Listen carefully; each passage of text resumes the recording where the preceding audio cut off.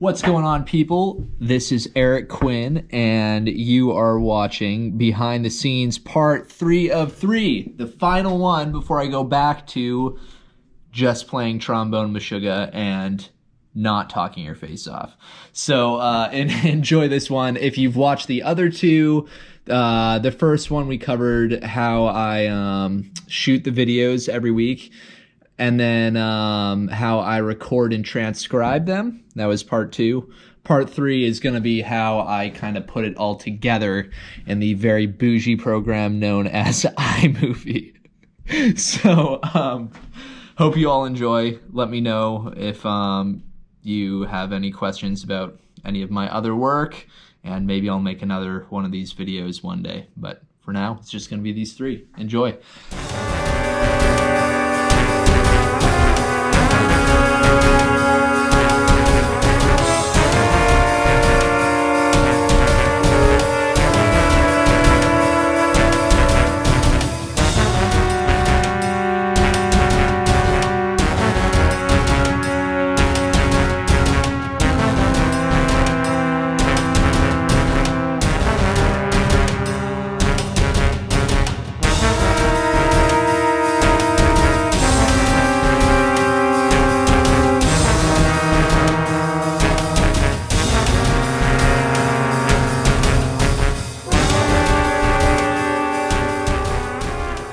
Alright, good!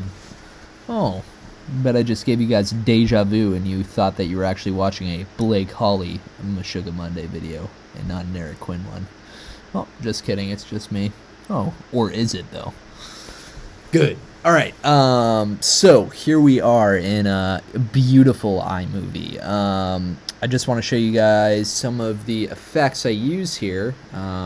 Hopefully it will help you if you're planning on making any videos like this. So before we really get into putting together the audio with the video, I just want to show you guys what all of these tools kind of mean and which ones I use, which ones I don't. So for videos like this, right, where there's like a lot of foliage, I like to use the vintage filter. So here's, alright, no filter at all, right? This was in the fall. But then when you do vintage, it kind of gives it like this like dark New England fall vibe, you know? So here's how you change filters, and then you can adjust the brightness of what's going on with this little paint palette you see here, right? So this will control whether it's like super washed out and bright or super dark, right? That's really weird. Usually I go right around in between here. This will affect the color even more, or like the color of like the sky and like the shadows. This will kind of affect the scenery, the leaves. Something like that, you see? And then this kind of looks even more like fall than the original clip that I had, right? There you go. See, this is what I'm talking about. So you can hear, I've already got the pre-recorded version on my phone here.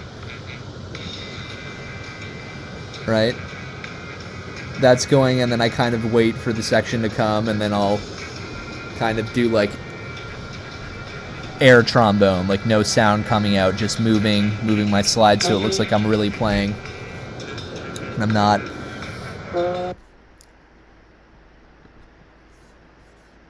Good. So there's that. All right. So let's see. Next thing I wanted to demonstrate was what I was talking about in Behind the Scenes Part 1, right, where you can kind of do that Ken Burns effect. That's a really cool effect that I like to use a lot. Let's see.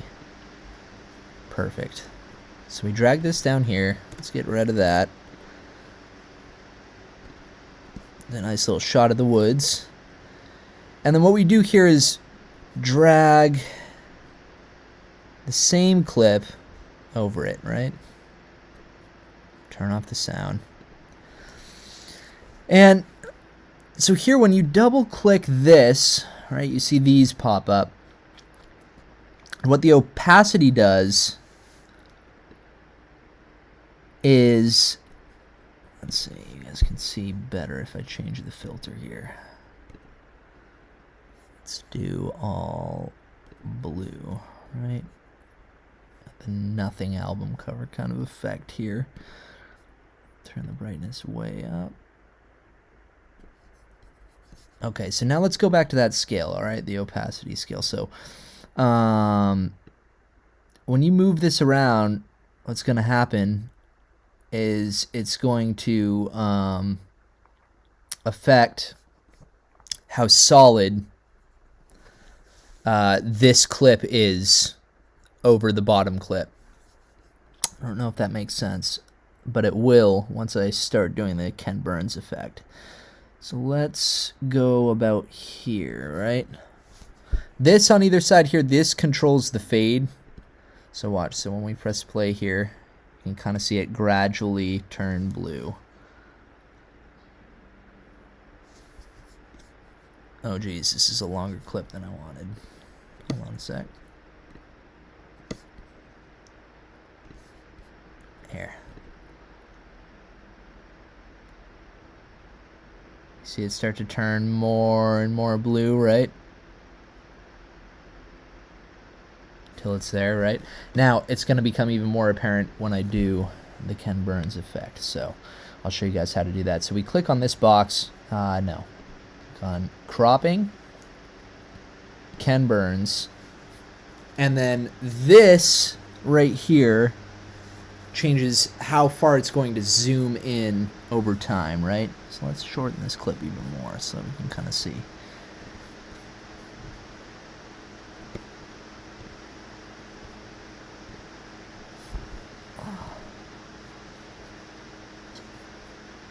So what it's going to do is kind of change the zoom effect, right? So if we go closer, the center, it's going to kind of look like this. So check it out.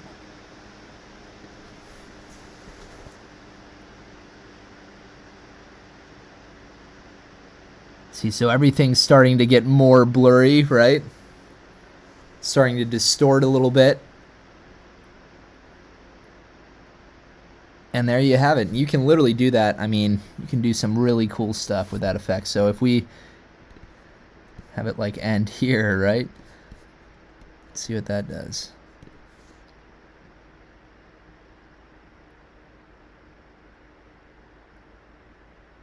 Yeah, there we go. Nothing. I can just see that like demonic face coming out. Good. All right. So, and I always like to start full screen and then end in a more focused square, like zoomed in, right? Because if we were to do it the other way around, I guess that would kind of be a cool effect too. Let me show you guys what I'm talking about. So the other way around, it's going to be really like, I guess it'll be distorted. Yeah.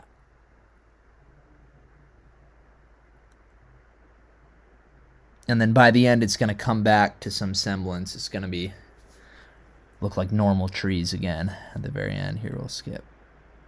See? It's like the reverse effect of what we just did. Almost. There we go. Cool. Yeah, so I love to use this effect. I mean, I'm sure you guys have seen it. If you've watched any of my other videos, I like to use it to kind of like distort things and make things look, you know, trippy, I guess you could say. Something like that. So that's really cool to do. We have the color there. Let's see. Let me show you guys some other filters I like to use too.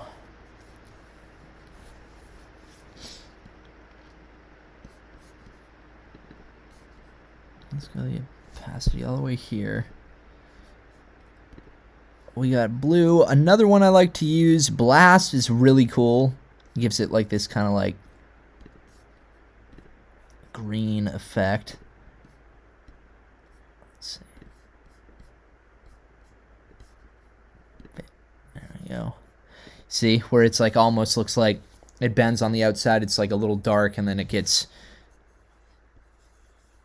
greener and more poppy in here. That's a really cool one I like to use for like, especially like wood scenes, you know, or even nighttime scenes too. I can't remember what the name of the video was, but I do one where I'm like in front of the headlights of my car. I'm pretty sure I use this filter over it. That works really well. Same thing with hard light.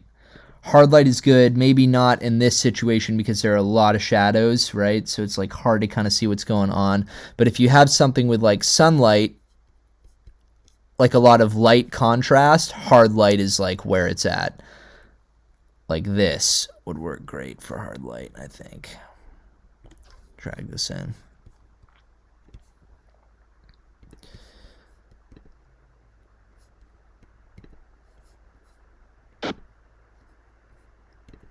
Yeah, that's hard light. So you can kind of see, right, like everything, all of the shadows are a little bit darker. All of the light parts are like a little bit brighter. It just kind of exaggerates the light contrast. So I really like to use that one too for some of these outdoor shots. So basically all of like these, you know, like video manipulation techniques, that's all I'm using. I'm using like fades, figuring out creative ways to fade, right?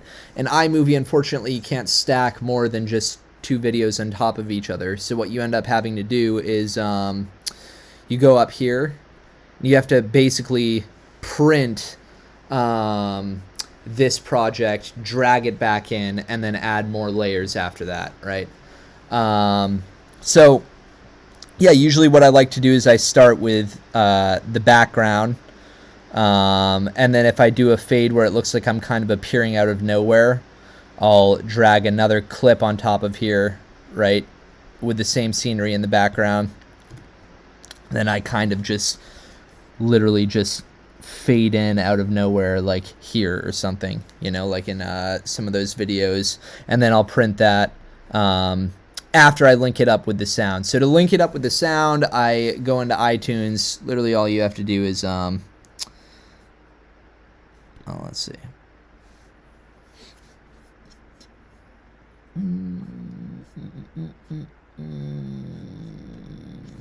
All right.